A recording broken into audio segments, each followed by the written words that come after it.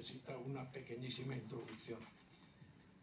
Las 5 sentencias, porque ya tenemos la última que habéis citado, del Constitucional, son de lo más bienvenidas. Y habéis resaltado todos sus grandes valores. Decir que el orden público no es un cajón desastre, decir que solo es equivalente judicial a efectos de cosa juzgada, pero lo es todo lo demás. Pero me pregunto si no ha llegado ya el momento de ser también un poco críticos con esas sentencias. Yo, en el número que tú dirigiste, obra colectiva, para comentarlos en la Ley Mediación y Arbitraje, me permití ya muy tímidamente, al final, al hablar de orden público material, preguntar, más que preguntar, decir que el Tribunal Constitucional ya tendría tiempo de matizar su jurisprudencia sobre orden público. De hecho, el voto particular de Siool, de la 5ª sentencia que citó muy bien María José, ya hace una aclaración fundamental. No es orden público toda norma imperativa, es aquello que es indisponible para el legislador, no indisponible para las partes. Esa aclaración es obvia, pero quedan más por hacer. Mi pregunta es la siguiente. ¿No os parece un poco atípico que en España todas las enmiendas que ha habido que hacer al Tribunal Superior de Justicia de Madrid en esos 5 años ominosos hayan tenido que ser hechas por el Tribunal Constitucional mediante recursos de amparo? Es muy excepcional. Sí. Hago la siguiente apreciación que debo, si no me equivoco, a la profesora Pía Calderón.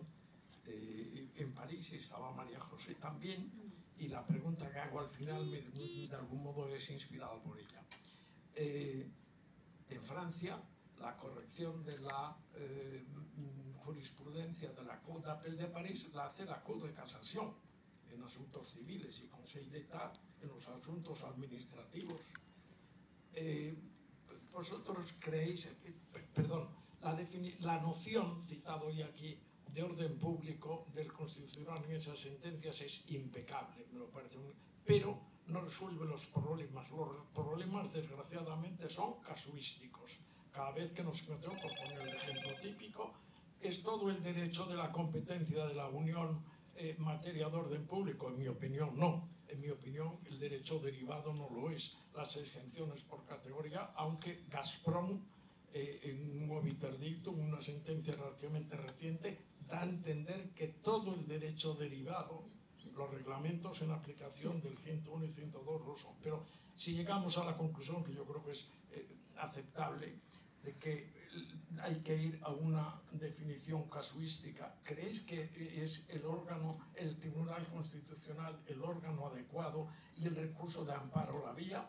¿O no sería posible de lege ferenda pensar en algún tipo de recurso de casación limitado a las materias de orden público material, no procesal? Sí, se va a contestar. Yo quisiera nada más matizar una cuestión de la reforma del 2011. Al meter a los tribunales superiores de justicia, yo también cometí el error. Es decir, cuando se hizo la ley del 88, yo en aquel momento trabajaba para un grupo parlamentario minoritario, y entonces proponíamos que fuera el Tribunal Superior de Justicia de las comunidades autónomas. No sabíamos muy bien para qué servía en aquel momento los Tribunales Superiores de Justicia, estaban empezando. Pero entonces, cuando se mete la ley del 2011 y se cambia el modelo, y es lo que tú planteas, ¿no? Es decir, audiencia y recurso. Bueno, como en Francia, audiencia y recurso. Bueno, entonces habría otra posibilidad. La cuestión es insertar el arbitraje en el Tribunal Superior de Justicia, la Sala Civil y Penal, ha sido acertado.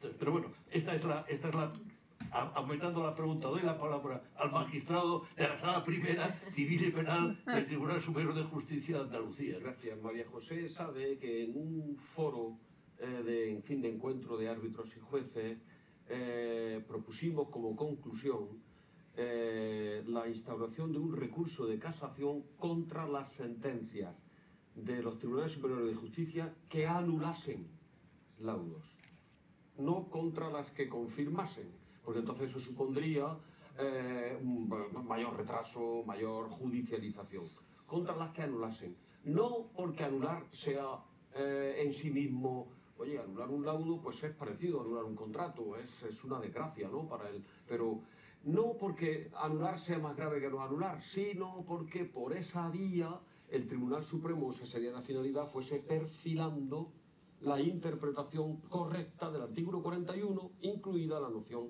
de orden público. Con ese matiz de solo aquellas que anulen, la conclusión fue aprobada, yo creo, por unanimidad, creo recordarme, José, ¿no? Y eso estaría muy bien, porque esta sentencia del Tribunal Constitucional habría sido una sentencia del Tribunal, por su contenido es una sentencia del Tribunal Supremo.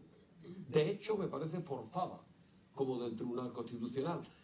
Me vais a permitir la voluntad, pero yo creo, tengo por el ponente de la sentencia 65-2021, mi máxima consideración, creo que es probablemente uno de los, probablemente el jurista más fiable que hay ahora mismo en España, ¿no? Para deciros que, sin embargo, creo que en esta sentencia, permitidme la voluntad, se ha hecho un santo pijante. Es decir, ha hecho con la sentencia del TSJ lo que le reprocha a la sentencia del TSJ hacer con el laudo. Anularla por motivación irrazonable, para lo cual ha tenido que hacer un excursus y considerando como motivación irrazonable que interpreta mal el artículo 41 de la ley de arbitraje. Eso habría sido magnífico que lo hiciera el Supremo. Magnífico. En fin. Te ruego que seas breve porque hay más intervenciones. Lo que has planteado tú tiene mucho interés. Cuando Kelsen crea el Tribunal Constitucional, no prevé, él no quería prever, y además no lo hace en Alemania ni en Austria, no prevé la defensa de derechos fundamentales, sino simplemente la inconstitucionalidad. Lo que pasa es que la Constitución Española de la República, la de garantías constitucionales, y la Constitución actual española meten el recurso de amparo mexicano de 1917 y lo meten al Tribunal Constitucional. Y como bien dijo García de Terría, no deja de ser una impostura.